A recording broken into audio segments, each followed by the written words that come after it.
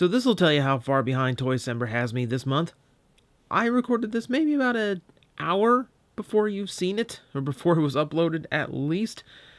Yeah, it's been a rough month, but hey, it's all getting done. Everything's getting released on time, and the light is at the end of the tunnel. I can see it now. We're almost there. But we still have more work to go. So, that is what we're going to do, and we are going to continue. This has led us right into the RID line with Deployer's Fracture. Now, this is inspired by a little bit of discussion that happened on my recent video, and this keeps coming up. I keep getting told that the deployers are great plastic addict fodder, because they're low articulation. They're all about their gimmick, and the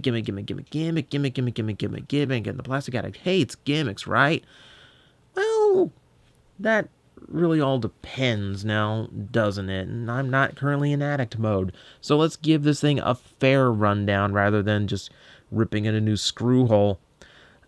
As you can see, it is a hover bike, a Cybertronian design. I didn't expect to get Fracture's Cybertronian look. That's kind of cool in and of itself.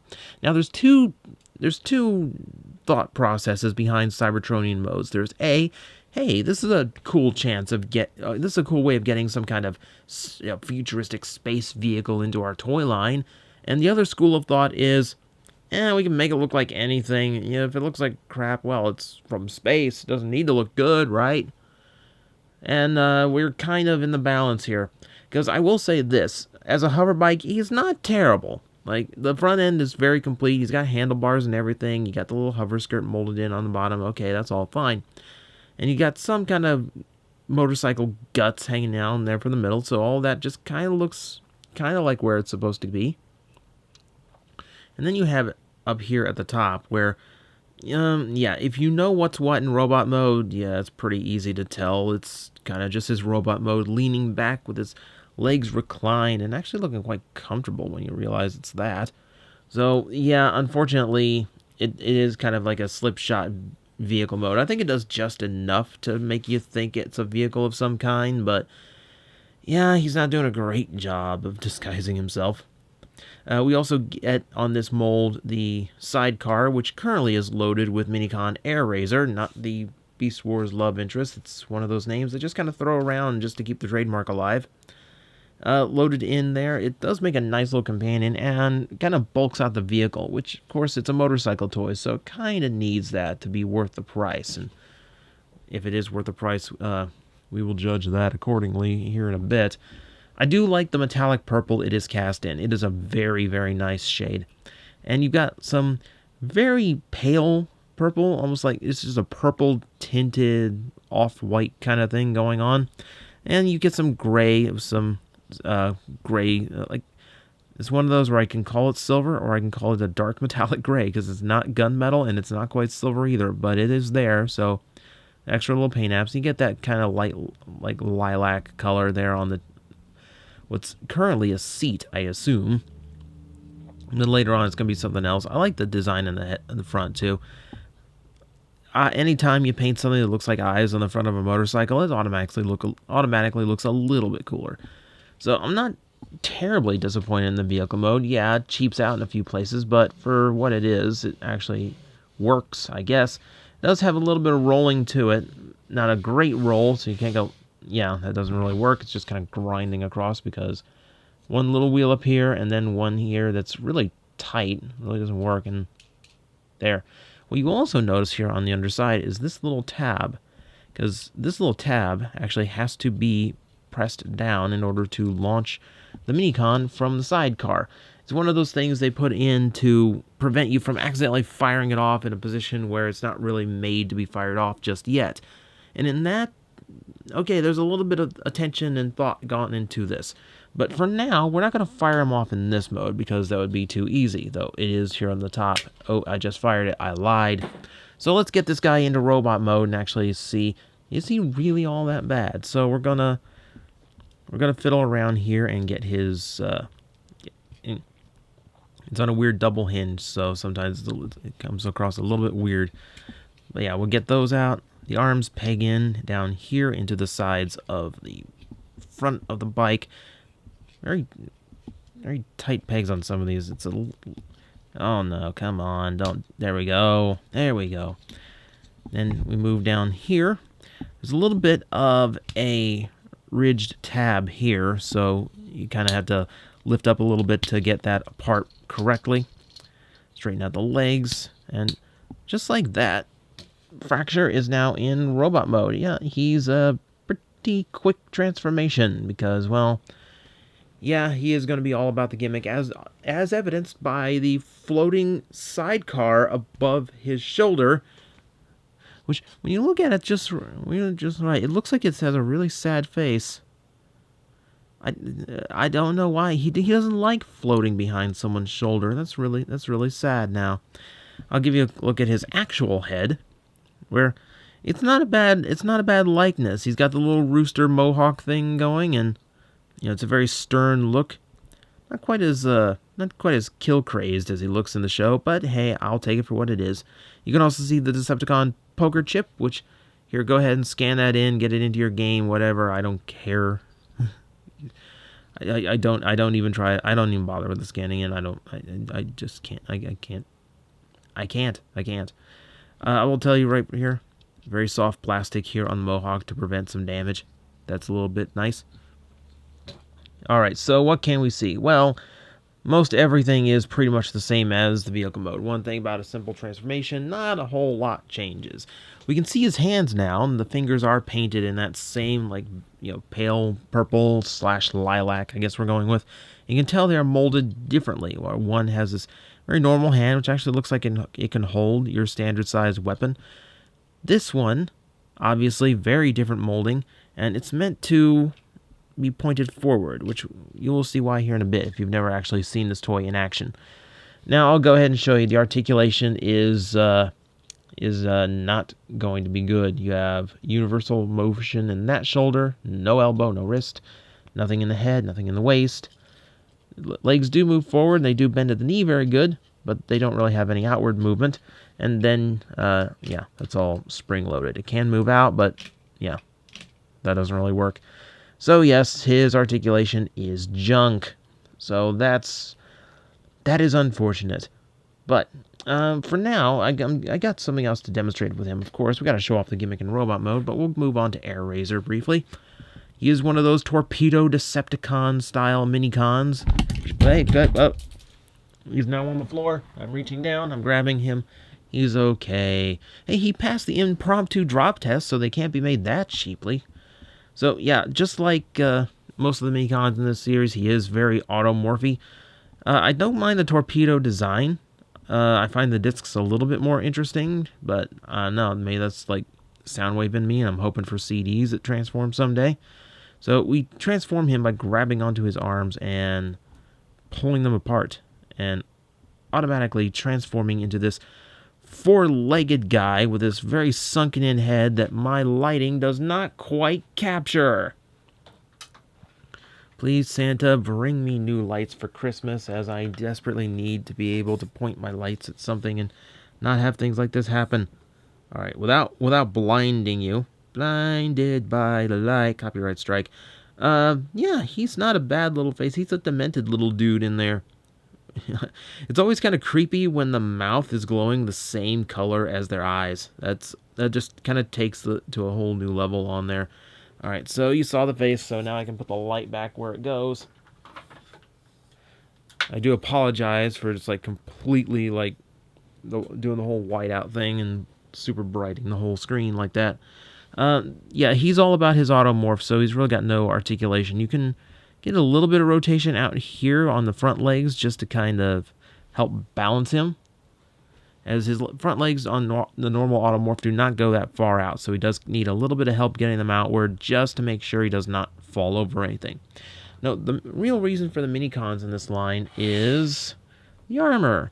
And of course, he does actually come with armor himself. Now, this is going to be a little bit awkward as I try to remember where the armor actually goes. And if I can't, you're going to see a very awkward jump cut as I actually try to accomplish this in some timely manner. Thank you, awkward jump cut. You saved the day again. So here we have the Minicon Airazor in his full armor mode, looking pretty good. Like, I actually do like the armor gimmick, and the translucent blue does work with all this metallic purple. It's a little bit slipstream, but that's not a bad thing. I particularly like the gigantic horn sticking out of his head. That's a little ridiculous. Now, it is intelligently designed to the point where a lot of the peg holes really don't work with any of the other armor pieces. It kind of have to peg in one side or the other, and they are in most cases, universal, so one side plugs into the other, etc. Now, universal. Go ambidextrous, how about that? And in cases where it is not, they only peg into one specific spot on the entire toy. You just have to remember where they all go in order to do it in a timely manner. And the other nice thing about the armor, it does not impede with his transformation. So he can go back to his little torpedo mode and this full armored up thing and look like go from like just a typical torpedo to actually looking like something. Like, you call this like a submarine or a shuttle, and I would totally buy it. Well, I'm currently holding it, so I probably did buy it. You can also see little pegs on the tips of the flames, which looks like they can fit in the hand if you actually want to take those little leg flames and make a weapon out of them. But for now, we're going to make a weapon out of him, because now it's time to actually show off this gimmick mode proper. Now, this is where the armor does kind of clash, so I am going to take off at least the wings here, just so we can get them aside and plug this guy in a little bit more smoothly. Now, this is, again, one of those gimmicks where things have to be aligned in the right way. Now, on the back, you'll see this big pull-down tab that you obviously have to push down in order to launch. However, if you are not correctly positioned, or if you're just holding him up, it actually does lock and will not let you fire. So again, it does have enough thought to design to actually prevent you from accidentally launching the Minicon and throwing it off into space, down into a trash can, or whatever, what have you. So that is actually a really well thought out idea, and I will give that a lot of credit.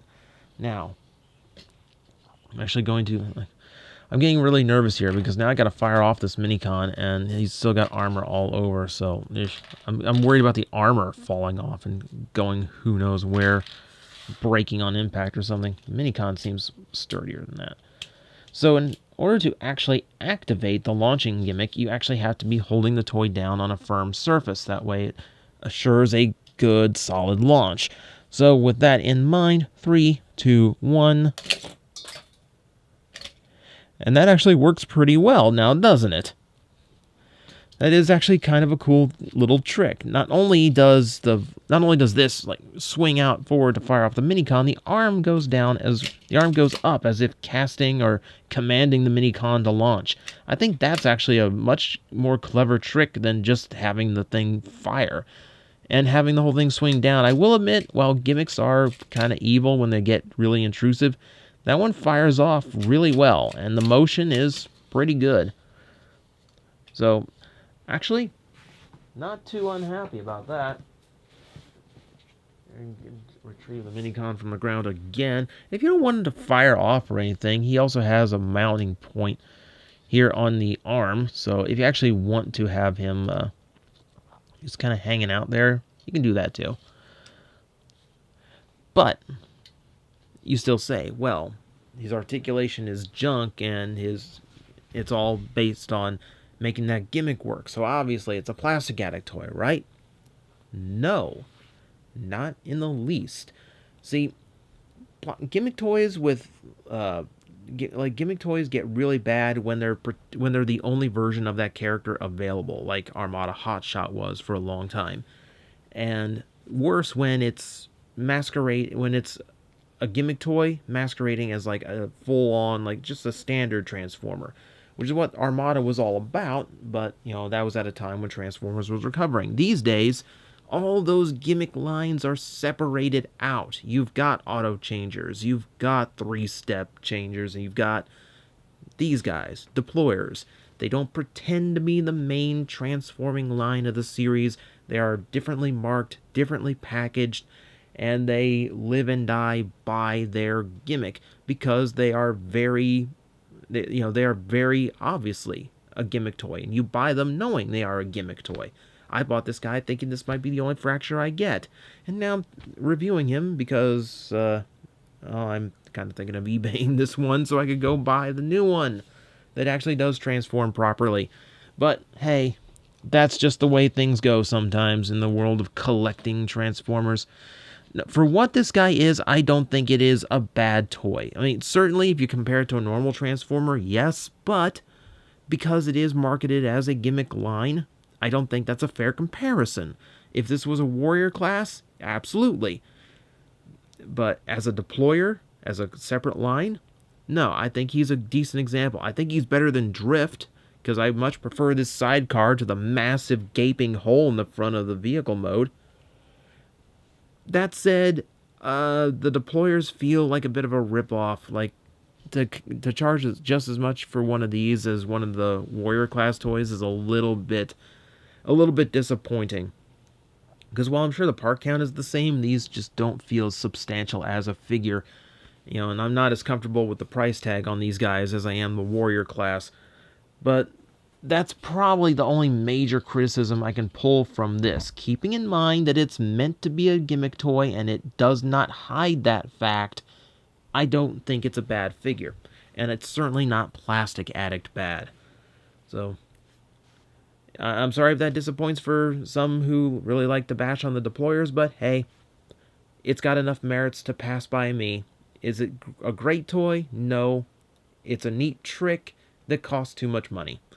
So, that is the overall opinion. And I'm sorry if you were expecting a little bit more hate in this video. I'm reserving that for something else this month.